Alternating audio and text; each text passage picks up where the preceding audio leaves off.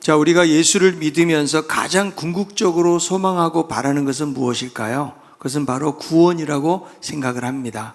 만일 기독교 신앙의 구원이 없다고 하면 우리가 드리는 예배, 봉사, 누군가를 위한 섬김, 사랑, 그리고 하나님 나라에 대한 헌신, 이 모든 것들이 헛된 일이 되고 말 것입니다. 우리가 신앙생활을 하는 이유는 단순히 자기 만족이나 자기의 수양을 위해서 하는 것이 아닙니다. 예수 그리스도를 믿을 때 우리가 하나님의 자녀가 되고 장차 심판에서 구원받아 영원한 하나님 나라를 기업으로 얻는다는 소망이 있기 때문에 이 믿음을 붙들고 하나님을 섬기고 있는 것입니다. 그러나 이 구원은 당장 눈앞에 완성된 것이 아니기 때문에, 장차 완성되는 것이기 때문에 우리가 믿음에 대한 확신을 갖는 사람은 그런 확신 속에서 살아갈 수가 있겠지만, 교회를 다닌다고 할지라도 확신이 없는 사람은 불안하게 살아갈 수밖에 없다는 거죠. 우리가 살아가면서 한 번쯤은 누구나 죽음에 대해서 생각해 본 때가 있을 것입니다. 유명한 애플 창업자였던 스티브 잡스가 말년의 암과 싸우면서 이런 고백을 한 적이 있습니다. 나는 이제 죽음을 앞에 두고 있다. 그러나 죽은 후에 무엇이 있는지는 확신할 수가 없다. 그저 어렴풋이 어떤 세계가 있을 것이라고 믿고 싶다. 이런 고백을 했거든요. 그러니까 세상적으로 성공하고 많은 부를 손에 거머쥔 그도 죽음 앞에서는 확신 없는 두려움 속에 잠겨 있었던 것을 볼 수가 있습니다. 그러니까 믿지 않는 사람들에게 죽음이라는 것은 끝이고 절망을 의미하는 거예요.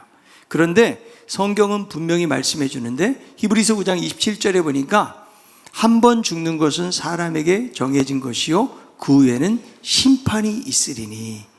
그러니까 분명히 사람이 죽은 다음에 심판이 있고 영원한 세계가 있음을 성경이 우리에게 말씀해 주고 있다는 거죠. 자, 사람이 죽은 다음에 어떻게 될까? 분명히 심판이 있고 천국과 지옥이라는 영원한 세계의 갈림길에 서게 된다는 사실이 엄중하고 우리에게 두려움을 주지 않습니까?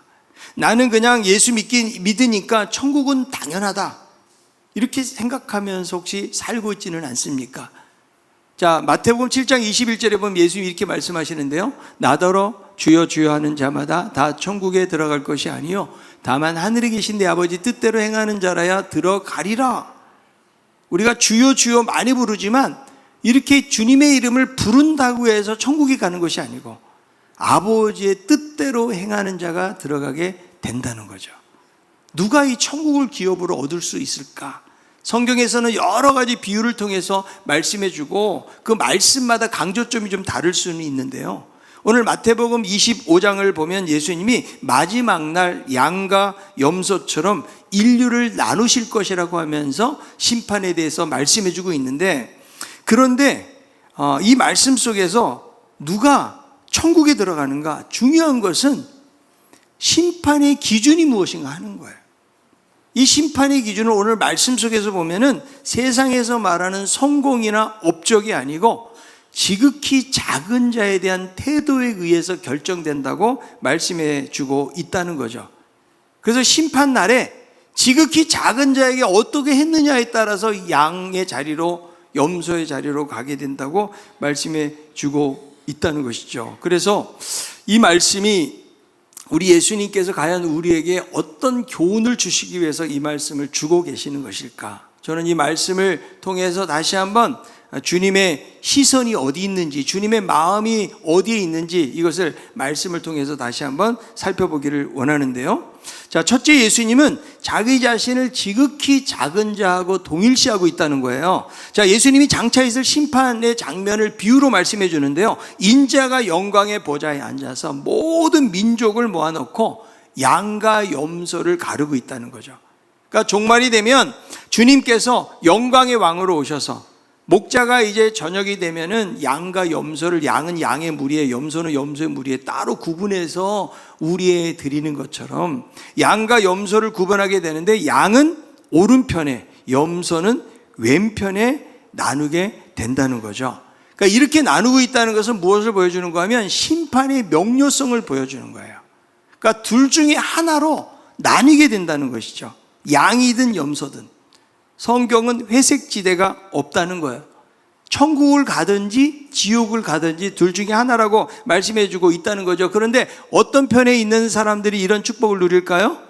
오른편에 있는 자들이라고 말해요. 자, 마태복음 25장 34절. 그때에 임금이 그 오른편에 있는 자들에게 이르시되 내 아버지께 복받을 자들이여 나와 창세로부터 너희를 위하여 예비된 나라를 상속받으라.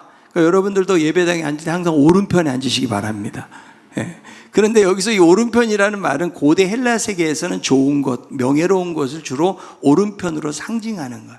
이런 뭐 장소적인 의미는 아니고요. 그래서 예수님도 하나님 보좌 우편에 앉아 계신다 말씀해 주고 있기 때문에 이 우편이라는 말은 무엇을 보여주는가? 구원이나 은총을 상징해 주는 그런 언어라고 말할 수가 있는 것이죠. 그래서 이 오른편에 있는 자들에게 아버지께로부터 복을 받은 자들이다. 너희들은 하나님이 예비하신 나라 천국을 상속받으라고 말씀해 주고 있는데, 자, 그런데 놀라운 것은 무엇인가 하면 심판의 기준이라는 거예요. 그 심판의 기준이 지극히 작은 자들에게 어떻게 행했는지에 따라서 결정이 되어진다는 거죠. 자, 마태복음 25장 35, 36절 의인들에 대해서 말씀하는데요. 내가 줄일 때에 너희가 먹을 것을 주었고 목마를 때에 마시게 하였고 나그네 되었을 때에 영접하였고 헐벗을 때에 옷을 입혔고 병들었을 때에 돌보았고 옥에 갇혔을 때에 와서 보았느니라. 그런데 의인들이 깜짝 놀라는 거예요. 아니, 언제 우리가 주님을 그렇게 해드렸습니까? 자신들은 그렇게 한 적이 없다는 거죠.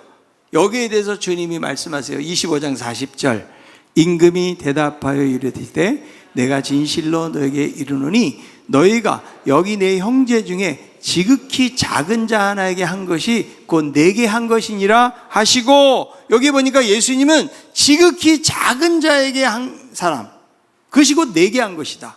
그러니까 지극히 작은 자와 자기 자신을 지금 동일시하고 있다는 거죠. 자, 예수님이 왜 이런 기준을 제시하셨을까요? 예수님의 마음이 낮은 자들을 향하고 있었다는 거죠. 예수님이 온 세상의 영광의 왕으로 오셨지만 동시에 지극히 작은 자 하나를 자신과 동일시 여기는 그런 모습을 보게 되는데, 자, 예수님이 이 땅에 계실 때 일관되게 가난하고 억눌린 사람들, 이 땅에서 소외당하고 여러 가지 비난과 조롱과 멸시와 천대를 받는 이런 사람들에게 손을 내미셨던 것을 보게 되는데, 자, 주님이 만났던 지극히 작은 자들이 여러 명이 많이 등장을 하거든. 예수님의 비유에도 보면은 강도 만나서 쓰러진 사람도 지극히 작은 자라고 볼 수 있죠. 한 수가성 여인을 만나지만 남편이 5명, 그리고 지금 있는 남편도 자기 남편이 아닌, 얼마나 인생에 많은 상처가 있겠어요. 이 사람도 이야기하고, 그리고 7 귀신 들렸다가 고침을 받게 된 막달라 마리아, 그가 예수님의 부활을 경험하는 첫 번째 증인이 되는 모습을 볼 수가 있고요. 간음하다가 현장에 붙잡혀서 돌에 맞아 죽을 뻔한 여인도 지극히 작은 자, 세리 삭개오, 그리고 예수님 십자가 우편, 한편 강도, 구원받은 강도, 이들을 보면 전부 다 어때요? 당시에 버림받고 소망 없는 사람들. 근데 예수님께서는 이들을 외면치 아니하시고 하나하나 찾아가셔서 긍휼과 용서와 사랑을 베푸셨던 것을 보게 됩니다. 그런데 바리새인이나 그 당시에 제사장 같은 종교 지도자들은 하나같이 이들을 정죄하고 비난을 했어요. 그런데 예수님은 지극히 작은 자들을 품에 안으셨다. 이걸 보면 주님의 관심과 사랑이 어디 있느냐는 거예요. 세상에 하찮게 여겨지는 그런 사람들에게 주님의 관심이 있다. 주님은 세상의 큰 자들에게 관심이 있는 것이 아니에요. 지극히 낮은 자, 보잘것없는 자, 별 볼 일 없는 자, 이런 자들을 향해서 주님께서 소중히 여기셨고요. 예수님이 십자가에 죽으신 이유도 무엇입니까? 지극히 작은 자들을 위해서. 그래서 우리가 구원받은 이유도 무엇입니까? 우리와 같이 지극히 작은 자들을 위해서 예수님이 십자가에 달리셨기 때문에 그런 것입니다.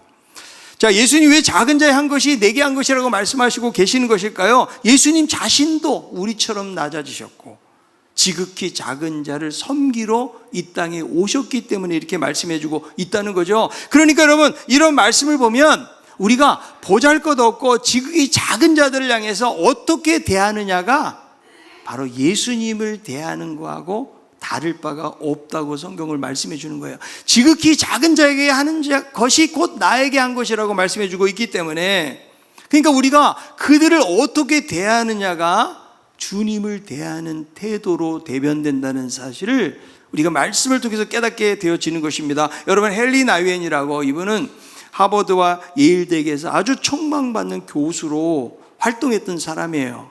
그런데 어느 날 세상의 명예와 이런 자리들을 다 내려놓고 캐나다의 데이브레이크라고 하는 지적 장애인 그런 그 공동체에 들어가서 섬기게 됩니다.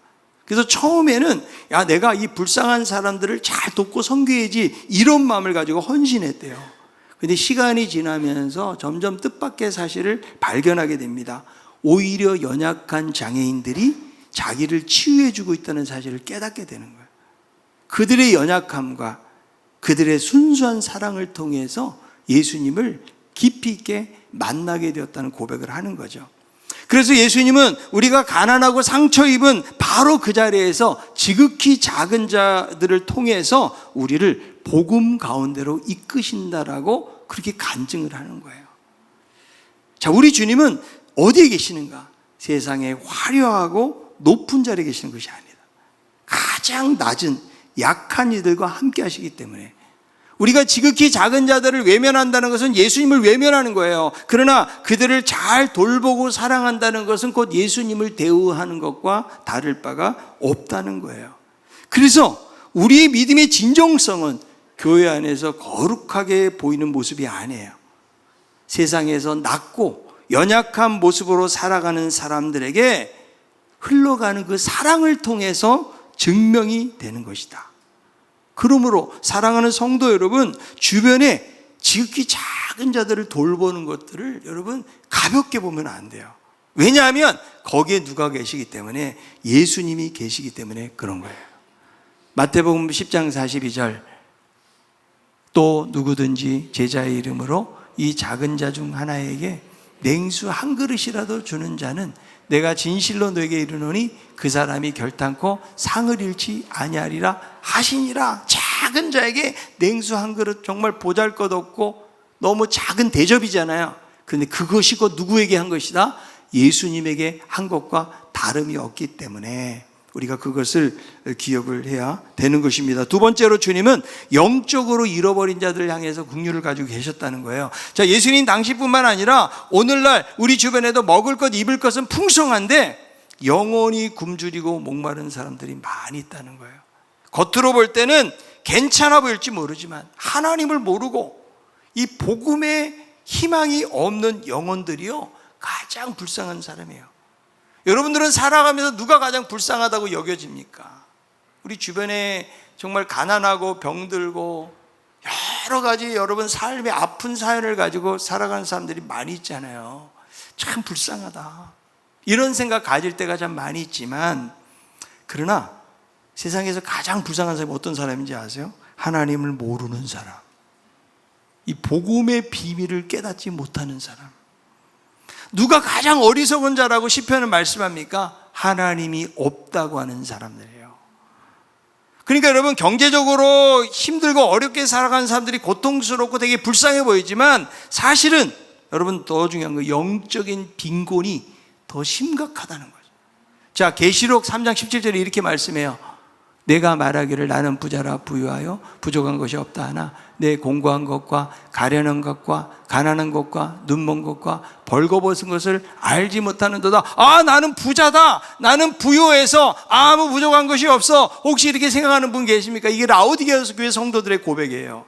그런데 예수님의 눈으로 볼 때는 가난하고 병들고 눈이 멀었고 영적으로 빈곤한 것이죠. 그래서 물질적으로 가난해도 천국에 갈 수 있지만 영혼이 굶주린 채로는 천국에 갈 수가 없어요. 아무리 내가 부유한 삶을 살아도 예수 없이는 공허한 심령으로는 천국에 갈 수가 없어요. 그러나 아무리 가난하고 힘들고 병들고 고통스럽게 살아도 예수님을 나의 주 나의 하나님으로 고백하고 인격적으로 모시고 사는 사람들이 천국에 갈 수가 있다는 거죠. 여러분, 부자와 거지 나사로의 비유 우리 다 알고 있잖아요. 날마다 화려한 옷을 입고 이 부자는 막 잘 먹고 그렇게 살아요. 그런데 자기 집 늘 대문 앞에 와서 엎드려 있는 그 거지 나사로는요, 그냥 헌대를 개들이 와서 핥을 정도로 그렇게 고통스럽고 굶주린 채로 살아요. 근데 성경이 우리에게 주는 교훈이 무엇입니까? 부자도 죽고 거지도 죽는다. 자, 옆에 있는 분에게 당신도 언젠가 죽습니다. 아주 좋지 않은 소식이에요. 근데 중요한 거는 언젠가 죽는다는 거예요. 그러니까 아무리 이 땅에서 내가 화려한 삶을 산다고 할지라도 그 시간은 여러분 오래 살아야 100살이에요. 여러분, 이 중에서 난 100살 이상 살 자신 있는 분 계세요? 혹시 있을지 몰라요. 그런 분들은 정말 장수의 복을 받은 거예요. 그런데 이 땅의 삶은 제한적이에요. 죽고 나면 어떻게 돼요? 과거, 현재, 미래라는 시간적 개념이 없어지고 영혼의 개념으로 가기 때문에. 그러니까 여러분, 더 중요한 것은 뭐냐면 내가 영원한 상태가 더 중요한 거 아니에요? 이 땅에서 내가 잘 사는 것보다 더 중요한 것. 왜? 이 땅은 금방 지나가기 때문에. 그러나 천국과 지옥은 영원하다. 그래서 여러분, 목적지가 중요해요. 자, 옆에 있는 분에 한번 물어봅시다. 당신의 목적지는 어디입니까?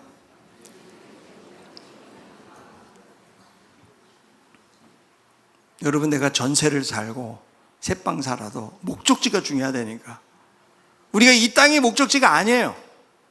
영원한 상태에 대한 목적지가 더 중요하다는 거예요. 그러니까 여러분, 자, 주님을 모르고 영적으로 굶주려 있는 그 영혼들을 향해서 주님은 가장 불쌍히 여기신다. 왜냐하면 이것이 주님의 목적이었기 때문에. 자, 누가복음 19장 10절이에요. 인자가 온 것은 잃어버린 자를 찾아 구원하려 함이니라. 그러니까 주님이 갖는 가장 큰 기쁨이 무엇인가 하면 죄인 하나가 회개하고 돌아오는 거예요. 자, 우리가 일주일 동안 막 하나님의 영광을 위해서 살고 하나님 나라를 위해서 귀한 일들을 막 감당하고 다 모였어요. 근데 거기서 주는 기쁨보다 그냥 처음 교회 나왔어. 그런데 나 예수님 믿고 싶어요. 내 삶을 회개하고 돌아오는 그 한 사람. 그 사람으로 인해서 갖는 기쁨이 더 크다고 주님이 말씀해주고 있다는 거죠. 그래서 예수님의 사역을 보면 죄로 망가진 영혼들을 외면하지 않으셨어요. 그래서 세리, 창녀, 죄인들, 그 당시에는 정말 함께할 수 없는 사람들이거든요. 그런데 그들의 친구가 되어주시고 먹고 마시고 하시는 그런 모습을 볼 수가 있어요. 병든 자에게 누가 필요하다? 의사가 필요한 것처럼 나는 죄인들을 불러 회개시키러 왔다. 그래서 주님의 시선은 멸시와 정죄를 받아야 될 사람들을 주님은 귀중한 존재로 보고 계신다. 왜? 그들이 지극히 작은 자이기 때문에 그렇다는 거예요. 그래서 저는 이 말씀을 보면서 예수님의 긍휼의 시선이 과연 나에게 얼마나 있는가. 우리가 여러분 길을 지나가다가 마주치는 노숙인들, 불쌍한 사람 많죠.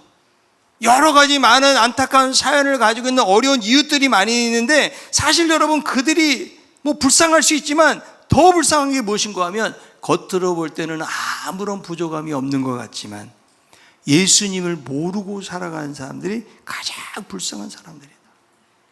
그러니까 여러분, 주님에게 지극히 작은 자는 누구예요? 바로 하나님 모르는 사람들이에요. 생각이 들어요. 그동안 여러분이 메시지를 지극히 작은 자 그러면 그냥 물질적으로 연약하고 가난하고 병들고 이런 쪽으로만 생각을 했는데, 더 깊이 생각을 해보니까 주님에게 뭐가 더 안타까움이 있는 거예요. 예수님을 모르고 살아간 사람들이 안타까움이 있기 때문에 그들이 가장 지극히 작은 자라고 말할 수가 있다는 것이죠. 그래서 우리가 만나는 친구, 친척들, 많은 이웃들을 만나지만 아무리 세상에서 떵떵거리고 잘 사는 것 같고 세상의 삶이 형통한 것 같아도 그들이 예수 없이 살아가잖아요. 그러면 그들이 예수님 눈으로 볼 때는 지극히 작은 자. 여러분, 우리가 그런 시선을 가져야 된다는 거예요. 우리가 잘 알고 있는 한국교회 손양원 목사님, 사랑의 원자턴이라는 별명을 가지고 계시거든요. 이분이 일제시대와 6.25 전쟁 전후에 여수의 애양원에서 한센병, 나병 환자들을 돌봤던 분이거든요. 그런데 1948년 여순 사건 때 비극적인 일을 겪게 되어져요. 공산 청년에게 총살을 당해요. 두 아들이. 얼마나 여러분 안타까운 소식일까요? 그래서 하나님 앞에 통곡하며 기도하고 씨름하다가 결국 자기 두 아들을 죽인 안재선이라는 청년을 자기 양자로 삼게 돼요. 여러분, 어떻게 이런 일이 있을까요? 그래서 사람들이 충격을 받아서 어떻게 그럴 수 있느냐고 물었대요. 그랬더니 이렇게 고백하는 거야. 저 영혼이 불쌍해서 어떡하나. 내 사랑하는 두 아들은 예수 믿고 천국에 갔는데 그 안재선은 죽으면 지옥 같을 텐데 저 영혼이 불쌍해서 어떡하나. 그래서 그를 용서하고 사랑해야 된다는 거죠. 그러니까 여러분, 이 손양원 목사님에게 이 청년은 도무지 용서할 수 없는 원수가 아니고 바로 예수님의 시선이에요. 지극히 작은 자로 보았기 때문에 결국은 두 아들을 죽인 원수를 자기 양자로 삼았던 그런 모습을 볼 수가 있는데, 여러분, 이것이 정말 예수님을 닮은 놀라운 사랑과 긍휼이 아닌가. 세상적인 눈으로는 도무지 이해할 수 없는 그런 모습이라고 말할 수가 있는데, 자, 우리 주님도 죄인들을 향해서 그렇게 하신 거예요. 십자가에서 못에 박혀 죽으시면서도 주여 저들을 용서해 주세요. 저들은 저들이 하는 것을 알지 못합니다. 그리고 죄인들을 위해서 십자가에 죽으셨던 주님.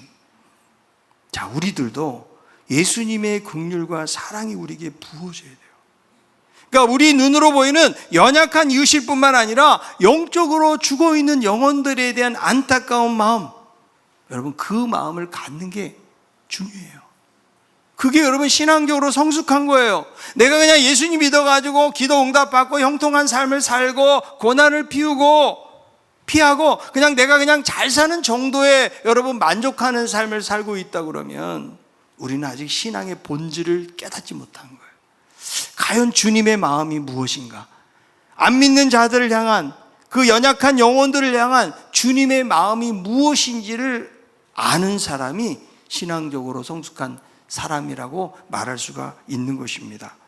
그래서 이 작은 자를 섬기는 것은 결국 여러분 주님을 섬기는 거예요. 그러니까 마지막 여러분 세 번째로 우리는 구체적으로 무엇을 할까에 대한 도전을 받게 되어지는데, 예수님 분명히 말씀하셨잖아요. 지극히 작은 자에게 한 것이고 누구에게 한 것이다? 내게 한 것이다. 이 말씀을 적용을 해보면 우리가 한 영혼에게 복음을 전하고 그 영혼을 사랑으로 잘 섬기는 것이 곧 누구에게 한 것이다? 예수님에게 한 것이다. 내가 누구에게 복음을 전하는 거 바로 영적으로 예수님께 그분의 사랑을 돌려드리는 거예요. 예수님은 죄인들을 위해서 십자가에 죽으셨기 때문에 우리가 죄인들을 잘 섬기고 그들에게 복음을 증거하는 것이 곧 지극히 작은 자에게 하는 거예요. 만약에 우리들이 그런 사람들의 영적인 필요에 대해서 외면하고 살아간다면 염소로 분류된 사람과 다를 바가 없어요. 주님, 언제 우리가 주께서 목마르신 것을 보고 마시지 않게 했습니까? 라고 말하는 상황과 다를 바가 없다는 거예요. 우리가 주변에 잃어버린 영혼들을 향해서 우리가 외면하면서 나만 하나님 잘 믿으면 돼. 여러분, 이것 자체가 여러분 성립이 안 되는 거예요. 여러분, 정말 천국이 있음을 믿으세요? 지옥도 있는 것을 믿으십니까? 그렇다면 나만 천국 갈 수 없잖아요. 나만 천국 갈 수 없잖아요. 내가 정말 그 진리의 말씀에 대해서 믿고 있는데 어떻게 나만 천국 가냐고. 내 사랑하는 사람들이 이렇게 주변에 많이 있는데. 그래서 지극히 작은 자, 특별히 영적으로 소외당하고 하나님 모르는 자들에게 다가가서 그들을 사랑으로 섬기는 것이 곧 누구에게 하는 것이다? 주님에게 하는 것이다. 우리가 영혼 구원 전도하는 거 선택 과목이 아니고요, 주님을 사랑하는 사람이라면 응당히 해야 될 부분이에요. 내가 복음을 부끄러워하지 않고 담대하게 증거할 수 있는 것은 주님에 대한 사랑의 증거가 되는 거예요. 그래서 여러분, 우리가 주변을 둘러봐야 돼요. 우리 주변에 지극히 작은 자가 누군가? 아무리 세상적으로 볼 때는 아무런 부족함이 없는 것 같아도 예수 없이 살아가잖아요. 이런 여러분 허무와 고민과 인생의 목적 모르고 살아간 사람들이 우리 주변에 얼마나 많은지 몰라요. 그들을 향해서 관심을 가져야 돼요. 그래서 우리가 예수님 전하는 것만큼 이웃에게 가장 위대한 사랑이 그것이. 우리가 왜 구제합니까? 여러분, 구제를 위한 구제가 아니에요. 복음을 전하기 위해서요. 가난한 사람 도와주는 거 이제는 정부가 더 잘 도와줘, 교회보다. 그렇지 않아요, 여러분? 예. 단순히 여러분 사람만 구제하잖아요. 그러면요, 구제 처음에는 고마워해요. 근데 사람의 마음이 그 다음에는 고마워하는 말이 별로 없어요. 이게 사람의 마음이에요. 우리는 복음을 전하기 위해서 구제도 하고 복음을 전하기 위해서 섬기는 거예요. 이게 본질이에요. 여러분, 이것을 우리가 깨닫고 있어야 돼요. 전도는요, 결코 거창한 것이 아니에요. 정말 아픈 사람이 있으면 잘 돌봐주고 기도해 주는 것이 시작이에요. 외로운 사람이 있잖아요. 그 사람에게 다가가서 말을 들어주고 함께 교제하는 거, 이것이 여러분 전도의 시작이라고 말할 수가 있다는 거예요. 그리고 때가 되면 예수님의 사랑을 전하고 복음을 소개해 보세요. 때로는요, 말 한마디가요, 그 영혼을 변화시키는 거예요. 미국의 악명 높았던 깽단 두목 니키 크루즈가 있어요. 이 영혼을 구원하기 위해서 시골 출신의 목사님이, 데이비드 윌커슨이라는 목사님이 용기를 내 찾아간 거예요. 처음에는 이 목사님을 위협하고 당장 막 해칠 듯한 그런 태도를 보인 거예요. 이 목사님도 그 앞에서 여러 가지 많은 두려움이 있잖아요. 그런데 마지막으로 건넨 말 한마디가 있어요. 니키, 예수님께서는 당신을 사랑하십니다.